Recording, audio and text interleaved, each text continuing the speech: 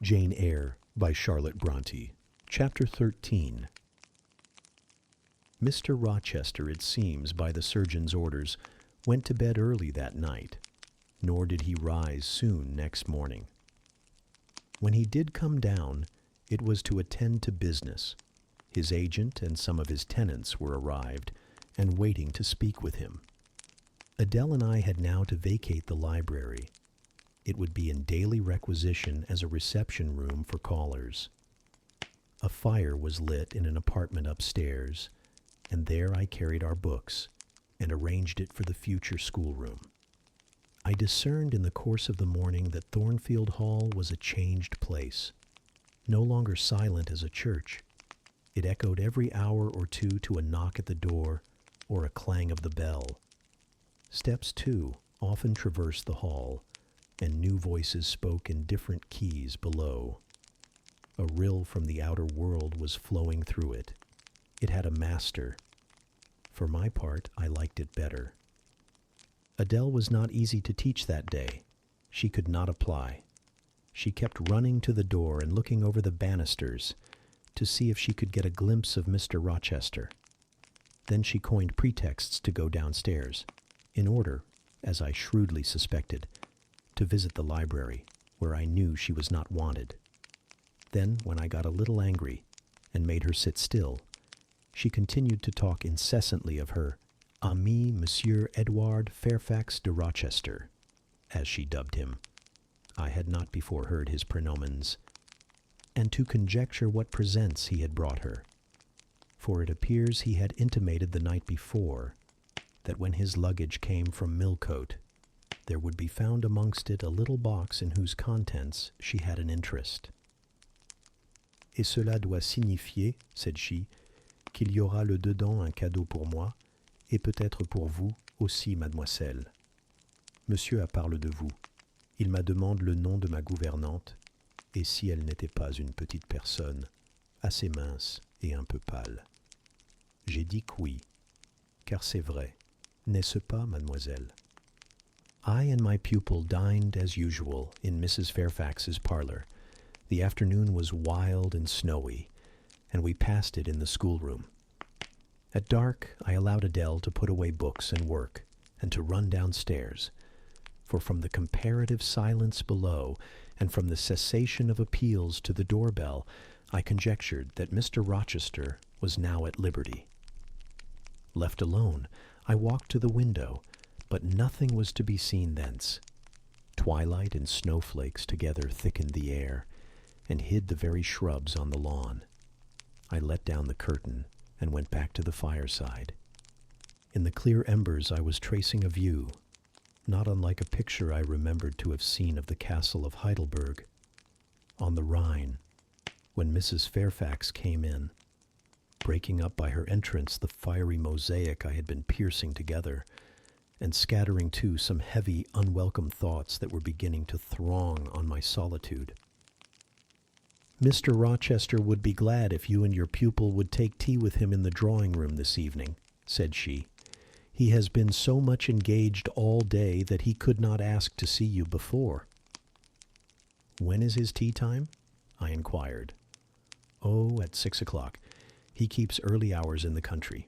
You had better change your frock now. I will go with you and fasten it. Here is a candle. Is it necessary to change my frock? Yes, you had better. I always dress for the evening when Mr. Rochester is here. This additional ceremony seemed somewhat stately. However, I repaired to my room, and with Mrs. Fairfax's aid, replaced my black stuff dress by one of black silk, the best and the only additional one I had, except one of light gray, which, in my Lowood notions of the toilette, I thought too fine to be worn, except on first-rate occasions. You want a brooch, said Mrs. Fairfax. I had a single little pearl ornament which Miss Temple gave me as a parting keepsake. I put it on, and then we went downstairs. Unused as I was to strangers, it was rather a trial to appear thus formally summoned in Mr. Rochester's presence. I let Mrs. Fairfax precede me into the dining-room, and kept in her shade as we crossed that apartment. And, passing the arch, whose curtain was now dropped, entered the elegant recess beyond. 2 wax candles stood lighted on the table, and 2 on the mantelpiece. Basking in the light and heat of a superb fire lay Pilot. Adele knelt near him. Half reclined on a couch appeared Mr. Rochester, his foot supported by the cushion. He was looking at Adele and the dog. The fire shone full on his face. I knew my traveler with his broad and jetty eyebrows, his square forehead, made square by the horizontal sweep of his black hair.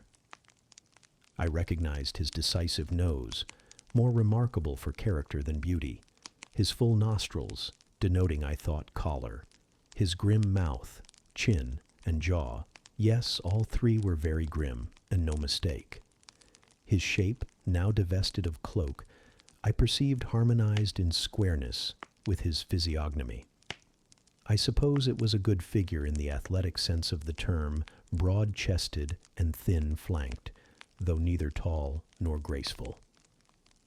Mr. Rochester must have been aware of the entrance of Mrs. Fairfax and myself, but it appeared he was not in the mood to notice us, for he never lifted his head as we approached.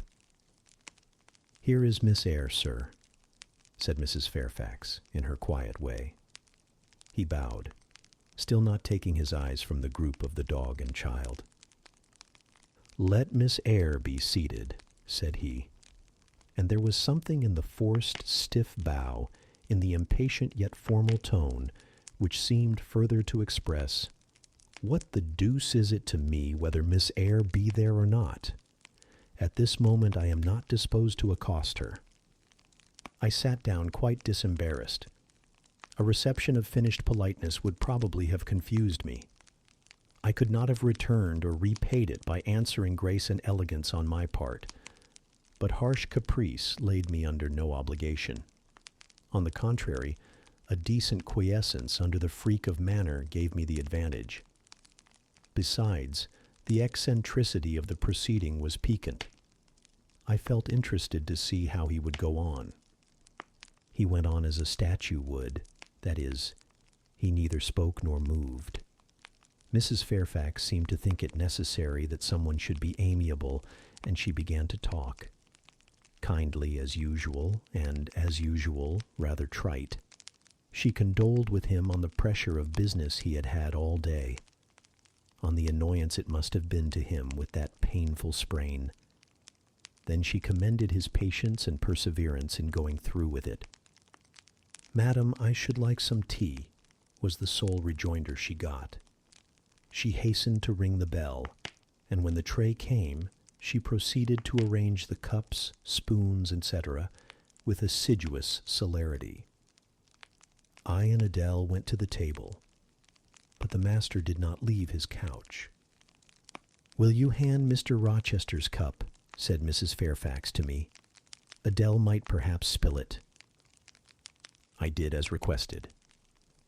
As he took the cup from my hand, Adele, thinking the moment propitious for making a request in my favor, cried out, "N'est-ce pas, monsieur, qu'il y a un cadeau pour Mademoiselle Eyre dans votre petit coffre?"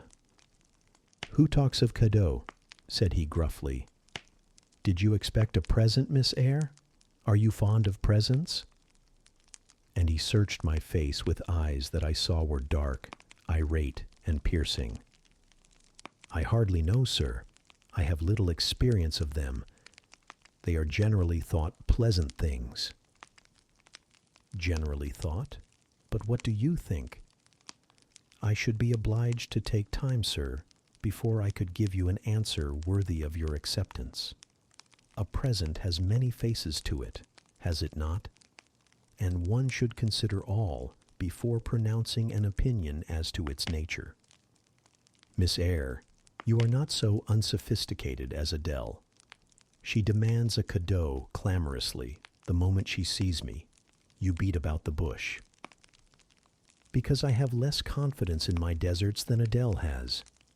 She can prefer the claim of old acquaintance, and the right, too, of custom, for she says you have always been in the habit of giving her playthings.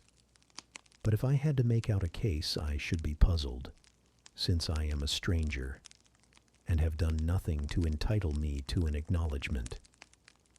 Oh, don't fall back on over-modesty. I have examined Adele, and find you have taken great pains with her. She is not bright, she has no talents. Yet, in a short time, she has made much improvement. Sir, you have now given me my cadeau. I am obliged to you. It is the meed teachers most covet praise of their pupils' progress. Said Mr. Rochester, and he took his tea in silence. Come to the fire, said the master, when the tray was taken away, and Mrs. Fairfax had settled into a corner with her knitting, while Adele was leading me by the hand round the room, showing me the beautiful books and ornaments on the consoles and chiffonières. We obeyed, as in duty bound. Adele wanted to take a seat on my knee, but she was ordered to amuse herself with Pilate. You have been resident in my house 3 months? Yes, sir. And you came from? From Lowood School, in Shire. Ah, a charitable concern. How long were you there? 8 years. 8 years. You must be tenacious of life. I thought half the time in such a place would have done up any constitution. No wonder you have rather the look of another world. I marveled where you had got that sort of face. When you came on me in Hay Lane last night, I thought unaccountably of fairy tales, and had half a mind to demand whether you had bewitched my horse. I am not sure yet. Who are your parents? I have none. Nor ever had, I suppose. Do you remember them? No. I thought not. And so you were waiting for your people when you sat on that stile? For whom, sir? For the men in green. It was a proper moonlight evening for them. Did I break through one of your rings, that you spread that damned ice on the causeway? I shook my head. The men in green all forsook England 100 years ago, said I, speaking as seriously as he had done. And not even in Hay Lane, or the fields about it, could you find a trace of them. I don't think either summer or harvest or winter moon will ever shine on their revels more. Mrs. Fairfax had dropped her knitting, and, with raised eyebrows, seemed wondering what sort of talk this was. Well, resumed Mr. Rochester, if you disown parents, you must have some sort of kinsfolk, uncles and aunts. No, none that I ever saw. And your home? I have none. Where do your brothers and sisters live? I have no brothers or sisters. Who recommended you to come here? I advertised, and Mrs. Fairfax answered my advertisement. Yes, said the good lady, who now knew what ground we were upon, and I am daily thankful for the choice Providence led me to make. Miss Eyre has been an invaluable companion to me, and a kind and careful teacher to Adele. Don't trouble yourself to give her a character, returned Mr. Rochester. Eulogiums will not bias me. I shall judge for myself. She began by felling my horse. Sir, said Mrs. Fairfax, I have to thank her for this sprain. The widow looked bewildered. Miss Eyre, have you ever lived in a town? No, sir. Have you seen much society? None but the pupils and teachers of Lowood, and now the inmates of Thornfield. Have you read much? Only such books as came in my way, and they have not been numerous or very learned. You have lived the life of a nun. No doubt you are well drilled in religious forms. Brocklehurst, who I understand directs Lowood, is a parson, is he not? Yes, sir. And you girls probably worshipped him, as a convent full of religiouses would worship their director. Oh, no. You are very cool. No, what? A novice not worship her priest? That sounds blasphemous. I disliked Mr. Brocklehurst. and I was not alone in the feeling. He is a harsh man, at once pompous and meddling. He cut off our hair, and for economy's sake bought us bad needles and thread, with which we could hardly sew. That was very false economy, remarked Mrs. Fairfax, who now again caught the drift of the dialogue. And was that the head and front of his offending? Demanded Mr. Rochester.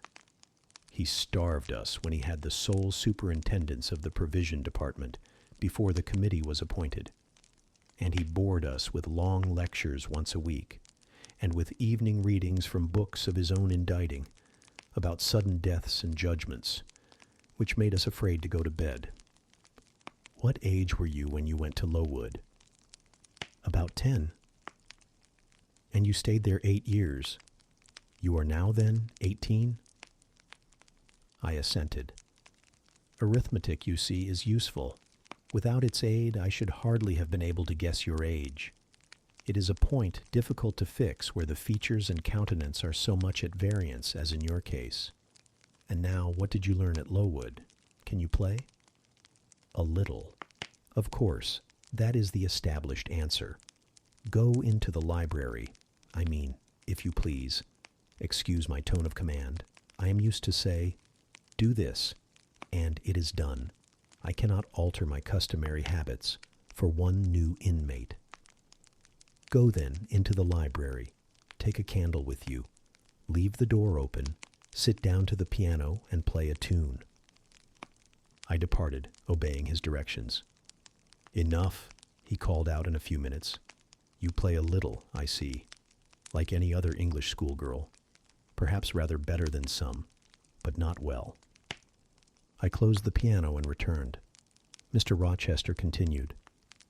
Adele showed me some sketches this morning which she said were yours. I don't know whether they were entirely of your doing. Probably a master aided you. No, indeed, I interjected. Ah, that pricks pride. Well, fetch me your portfolio, if you can vouch for its contents being original, but don't pass your word unless you are certain. I can recognize patchwork. Then I will say nothing, and you shall judge for yourself, sir. I brought the portfolio from the library. Approach the table, said he, and I wheeled it to his couch. Adele and Mrs. Fairfax drew near to see the pictures. No crowding, said Mr. Rochester. Take the drawings from my hand as I finish with them, but don't push your faces up to mine. He deliberately scrutinized each sketch and painting.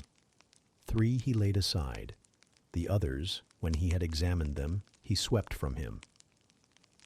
Take them off to the other table, Mrs. Fairfax, said he, and look at them with Adele. You, glancing at me, resume your seat and answer my questions. I perceive those pictures were done by one hand. Was that hand yours? Yes. And when did you find time to do them? They have taken much time, and some thought. I did them in the last 2 vacations I spent at Lowood, when I had no other occupation. Where did you get your copies? Out of my head. That head I see now on your shoulders? Yes, sir. Has it other furniture of the same kind within? I should think it may have. I should hope better. He spread the pictures before him, and again surveyed them alternately. While he is so occupied, I will tell you, reader, what they are. And first, I must premise that they are nothing wonderful. The subjects had, indeed, risen vividly on my mind, as I saw them with the spiritual eye. Before I attempted to embody them, they were striking, but my hand would not second my fancy, and in each case it had wrought out but a pale portrait of the thing I had conceived. These pictures were in watercolors. The first represented clouds low and livid, rolling over a swollen sea. All the distance was in eclipse. So, too, was the foreground, or rather, the nearest billows, for there was no land.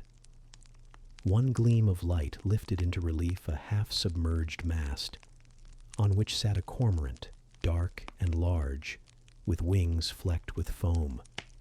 Its beak held a gold bracelet set with gems that I had touched with as brilliant tints as my palette could yield, and as glittering distinctness as my pencil could impart. Sinking below the bird and mast, a drowned corpse glanced through the green water. A fair arm was the only limb clearly visible, whence the bracelet had been washed or torn. The second picture contained for foreground only the dim peak of a hill, with grass and some leaves slanting as if by a breeze. Beyond and above spread an expanse of sky, dark blue as at twilight. Rising into the sky was a woman's shape to the bust, portrayed in tints as dusk and soft as I could combine.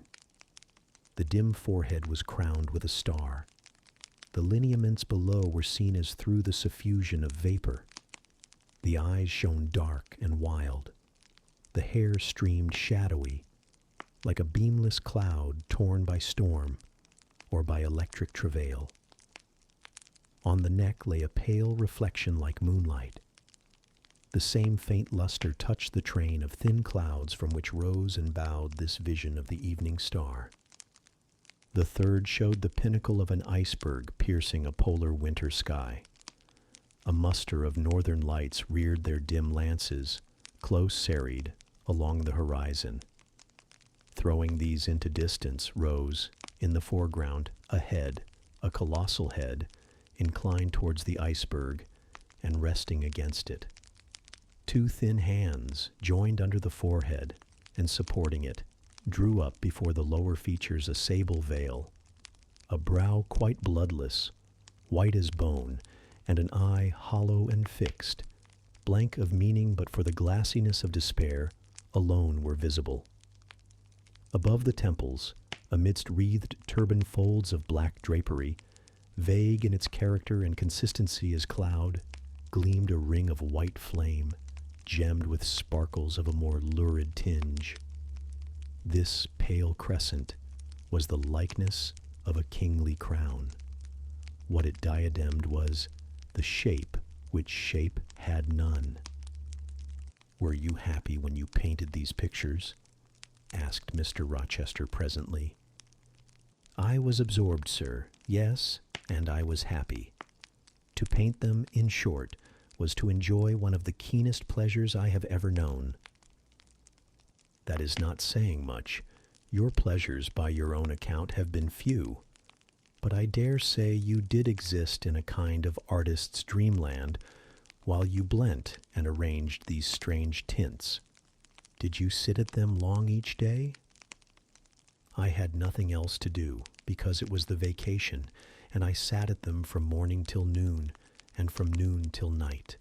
The length of the midsummer days favored my inclination to apply." "And you felt self-satisfied with the result of your ardent labors?" "Far from it. I was tormented by the contrast between my idea and my handiwork. In each case I had imagined something which I was quite powerless to realize." "Not quite.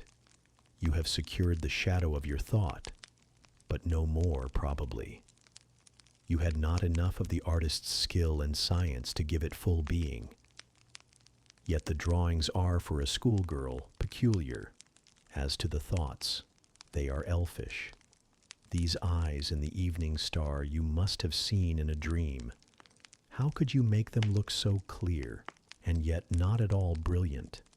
For the planet above quells their rays. And what meaning is that in their solemn depth? And who taught you to paint wind? There is a high gale in that sky, and on this hilltop. Where did you see Latmos? For that is Latmos. There, put the drawings away." I had scarce tied the strings of the portfolio when, looking at his watch, he said abruptly, "It is 9 o'clock. What are you about, Miss Eyre, to let Adele sit up so long? Take her to bed." Adele went to kiss him before quitting the room. He endured the caress, but scarcely seemed to relish it more than Pilate would have done, nor so much. "I wish you all good night now," said he, making a movement of the hand towards the door, in token that he was tired of our company and wished to dismiss us. Mrs. Fairfax folded up her knitting. I took my portfolio. We curtsied to him, received a frigid bow in return, and so withdrew. "You said Mr. Rochester was not strikingly peculiar, Mrs. Fairfax," I observed, when I rejoined her in her room, after putting Adele to bed. "Well, is he?" "I think so. He is very changeful and abrupt." "True. No doubt he may appear so to a stranger, but I am so accustomed to his manner, I never think of it. And then, if he has peculiarities of temper, allowance should be made." "Why?" "Partly because it is his nature, and we can none of us help our nature, and partly because he has painful thoughts, no doubt, to harass him and make his spirits unequal." "What about?" "Family troubles, for one thing." "But he has no family." "Not now, but he has had, or at least relatives. He lost his elder brother a few years since." "His elder brother?" "Yes. The present Mr. Rochester has not been very long in possession of the property. Only about 9 years." "9 years is a tolerable time. Was he so very fond of his brother as to be still inconsolable for his loss?" "Why, no. Perhaps not. I believe there were some misunderstandings between them. Mr. Roland Rochester was not quite just to Mr. Edward, and perhaps he prejudiced his father against him.